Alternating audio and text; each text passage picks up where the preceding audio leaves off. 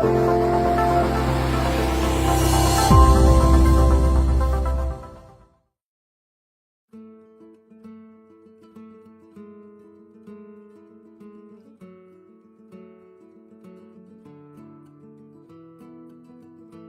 for this January, actually, celebration or commemoration of Liver Cancer and Viral Hepatitis Awareness and Prevention Month.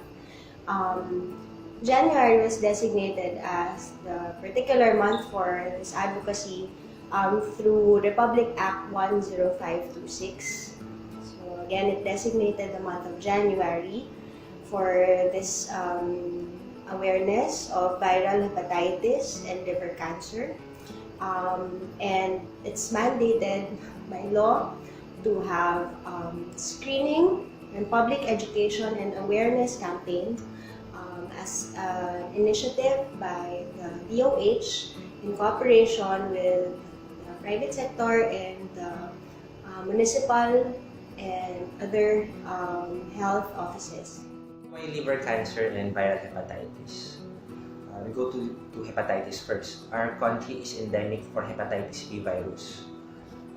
Years ago, it was found out that more than 17% of our population is infected with hepatitis B, greater than most of our Asian counterpart.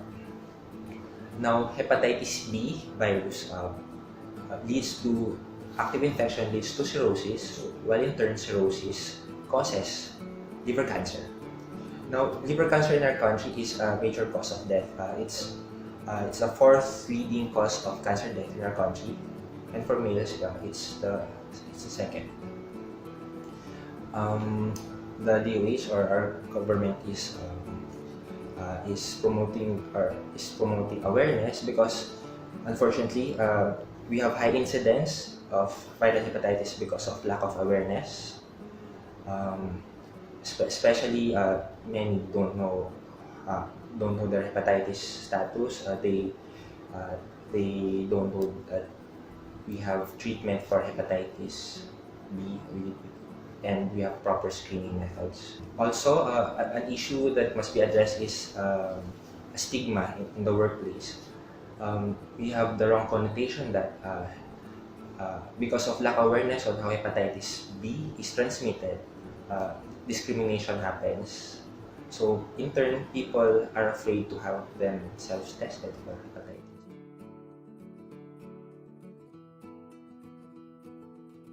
Okay, actually, viral hepatitis in itself may start with very non-specific signs and symptoms.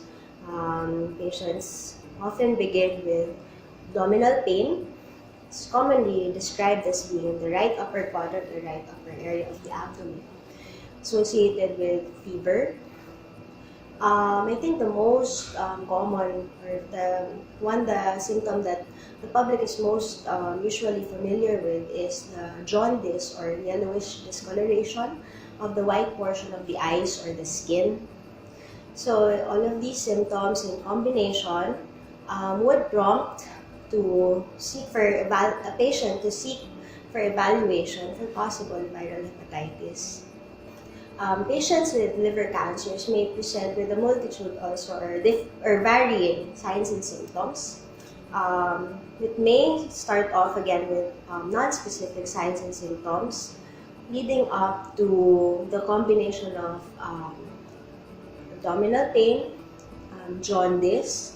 They may or may not present in advanced stages with palpable mass in the abdomen. Usually, they are also associated with some degree of chronicity or prolonged time presentation of symptoms, and also weight loss.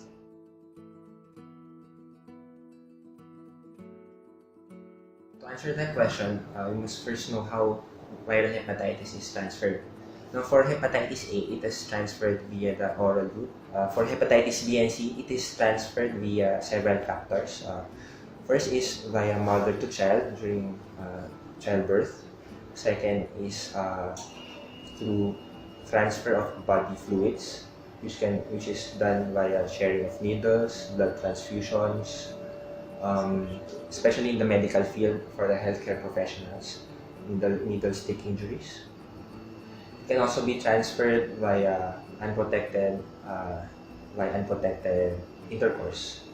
So basically, hepatitis may affect any age, from newborns to adults to patients, especially for people who are at great risk, especially for healthcare professionals, for drug users, for people who have unprotected sex, and for male who have sex with males.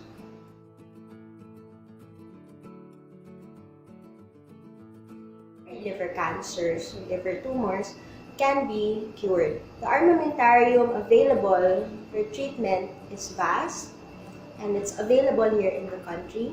There are now many advanced techniques for liver resection for primary liver cancers. Also, fortunately, for selected patients with liver cancer who qualify for a liver transplantation is actually possible and available in our country. Even for locally advanced diseases of liver cancer, we have an array of non-surgical combined with surgical treatments for the properly selected patients. And even for very advanced diseases of liver cancer, we have the drug, which is called sorafenib, which is available here in the country. So, in summary, liver cancer in this day and age and in our country is curable. The options and the specialists are available at your disposal. For the prevention of liver cancer, as you all know, cirrhosis is the most common cause of liver cancer. So, known cirrhotics or patients who have known liver diseases should undergo regular checkups to their doctor so that they will know if they will develop cancer. The screening for liver cancer, is simple and non-invasive. Usually, we just do ultrasound and simple blood tests to cirrhotic patients.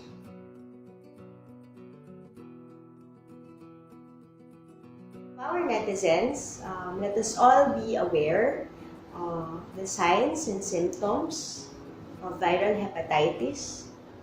Not only that, let's also always keep in mind the risk factors for contracting the viral hepatitis in order to effectively prevent. Now, once we are diagnosed with this, do not fret and do not be afraid. All you need to do is to consult the proper specialists to be able to navigate the path for proper medication and treatment. For those who are at risk or who are already afflicted with liver cancer, hope is here, hope is present, and there is a cure. The proper specialists who work in a multidisciplinary team are present in the Medical City Clark in order to provide and plan for your best care and give the best outcome. So, take-home message, be aware of your hepatitis status. The screening is easily done by a simple blood test. With it, you will know if you have hepatitis B, C or not, because sometimes having the disease is silent. You won't have any symptoms. For mothers, if you're expecting or if you're pregnant, better check your hepatitis status also. If you're not sure if your children are vaccinated, better bring them to your health center. For our workforce, don't be afraid to be tested also, because hepatitis B is not easily transmitted in our regular jobs. Actually, Department of Health is against discrimination in the workplace and has provided guidelines for patients who have hepatitis B infection. And lastly, when you have liver cancer, it seemed hopeless. But now, because of the advances in technology, we may have a cure. We can offer proper treatment. So don't be afraid to consult your specialists, your liver surgeons.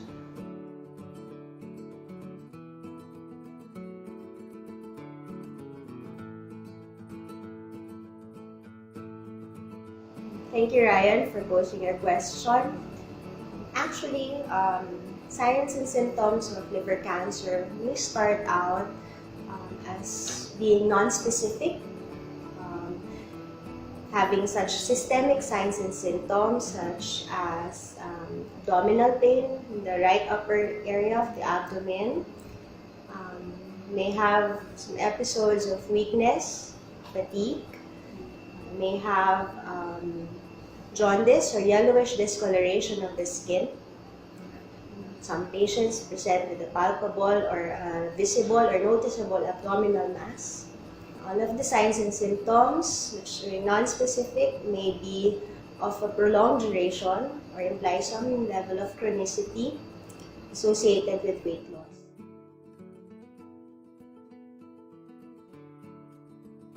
Hi Teresa, hepatitis can be transferred to your newborn.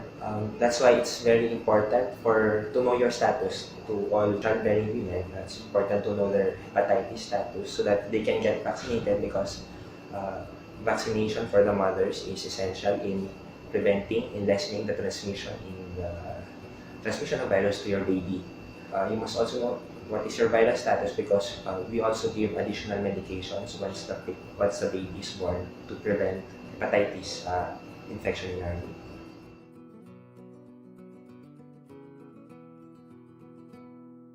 Well, those SGPT and SGOT are lab tests which are markers of inflammation in the liver. Now, there are many causes of inflammation or pamamaga of the liver. It can be through hepatitis, it can be through fatty liver, it can be through alcoholic liver disease, it could be from drugs which harm the liver.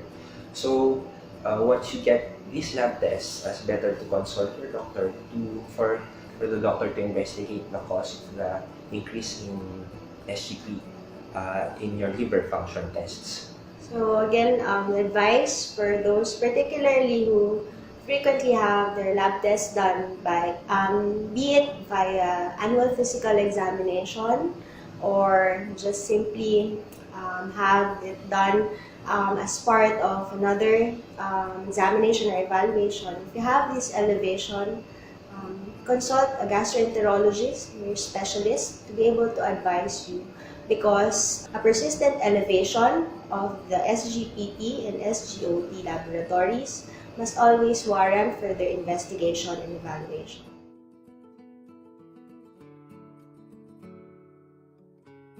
Thank you, Alejandro, for your question. Indeed, liver transplant is a risky procedure. It's a major operation. Liver transplantation may be performed either with a graft or a donor organ coming from a live donor and coming from a deceased donor. Fortunately, again, liver transplantation is available here in the Philippines. The expertise is here and present in our country. At the medical city, we have performed several liver transplant operations, both with living donor and with deceased donor, with excellent outcomes. Rest assured at the medical city that all of the specialists work hand in hand in order to make liver transplantation as safe as possible and as beneficial to the patients who need it the most.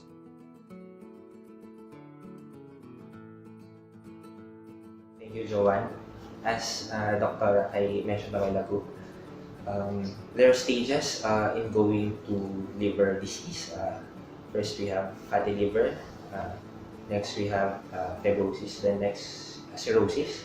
When you go to cirrhosis, it's irreversible, meaning you can't go back to becoming healthy liver. So the best way to prevent a healthy liver is to prevent liver disease. As was discussed a while ago, there are many factors which may injure the liver. Among them are fatty liver, too much fat in the liver will cause disease. Second is, as we discussed, viral hepatitis. Third, we can also have drugs. Certain drugs cause destruction of the liver, including some foods. Alcohol, too much alcohol intake destroys the liver. So to prevent destruction of our liver, we must have a healthy lifestyle.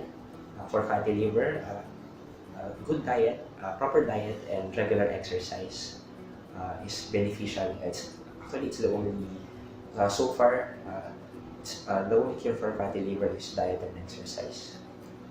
For hepatitis, as we discussed earlier, you need to be screened, and we have to have regular follow-up to prevent further progression of disease in our liver. Alcohol prevention is also crucial for prevention of liver disease. I'm Dr. Karen Latorre, Liver and Pancreas Surgeon. I'm Dr. Rafael Maddumba, Liver and Pancreas Surgeon, your partner in health.